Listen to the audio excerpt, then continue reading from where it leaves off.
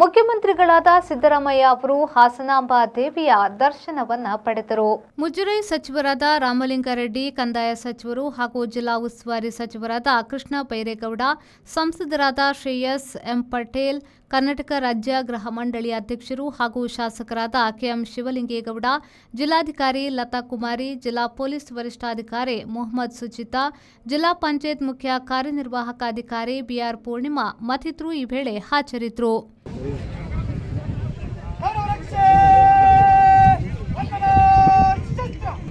ಈ ವರ್ಷ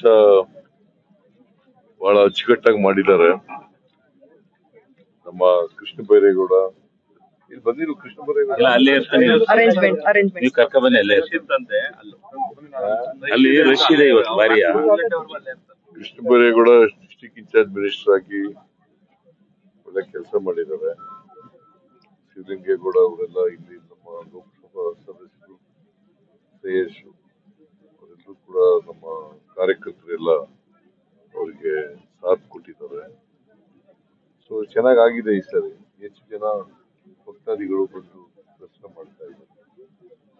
ಹೈಕೋರ್ಟಿಗೆ JDS MLA ಅವರು ರಿಟ್ ಹಾಕಿದ್ದಾರೆ ಸರ್. ಹೈಕೋರ್ಟಿಗೆ ಅನುದಾನ ಕೊಡ್ತಾ ಇಲ್ಲ ಅಂತ ತಾರತಮ್ಯ ಮಾಡ್ತಾ ಇದೆ ಸರ್ಕಾರ ಅಂತ ವೆಂಕಟ ಶ್ರೀನಿವಾಸಪುರ ಶಾಸಕ ಮಾಡ್ಲಿ, ಪಾಪ ಕೋರ್ಟ್ ನಲ್ಲಿ ತೀರ್ಮಾನ ಆಗ್ಲಿ. ಈಗ ನಾವು ಎಷ್ಟು ಅನುದಾನ ಕೊಡಬೇಕು ಅಷ್ಟು ಕೊಡ್ತಾ ಇದೀವಿ. ಏನು ಅನುದಾನ ಕೊಟ್ಟಿಲ್ಲ ಅಂತಂದ್ರೆ ಕಾಂಗ್ರೆಸ್ ಎಂಎಲ್ಎಗಳಿಗೆ ಜಾಸ್ತಿ ಕೊಡ್ತಾ ಇದ್ದಾರೆ, ಜೆಡಿಎಸ್ ಮತ್ತು ಬಿಜೆಪಿ ಎಂಎಲ್ಎಗಳಿಗೆ ಅನುದಾನ ಕೊಡ್ತಾ ಇಲ್ಲ ಸರ್ಕಾರ. ಯಾಕೆ ಕೊಡ್ತಾ ಇಲ್ಲ? ಅವ್ರಿಗೂ ಕೊಡ್ತಿದ್ದಾರೆ.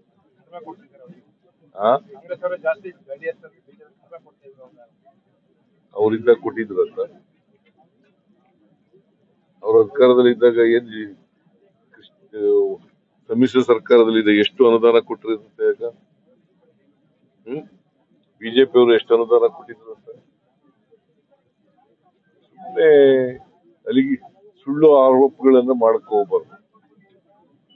ಅವರು ಇದ್ದಾಗ, ಅಧಿಕಾರದಲ್ಲಿ ಇದ್ದಾಗ ಏನು ಮಾಡ್ಲಿಲ್ಲ. ಈಗ ಆರೋಪಗಳನ್ನು ಮಾಡೋದು, ಸುಳ್ಳುಗಳು ಹೇಳೋದು, ಜನಗಳ ದಾರಿ ತಪ್ಪಿಸೋದು, ಇದನ್ನ ಮಾಡ್ತಾ ಇದ್ದಾರೆ ಬಿಜೆಪಿ ಜೆಡಿಎಸ್ ನವರು. ಇವ್ರು ಏನ್ ಮಾಡಿದ್ದಾರೆ? ಯೋಗೇಶ್ ಬಿಜೆ, ವಿ4 ನ್ಯೂಸ್, ಹಾಸನ.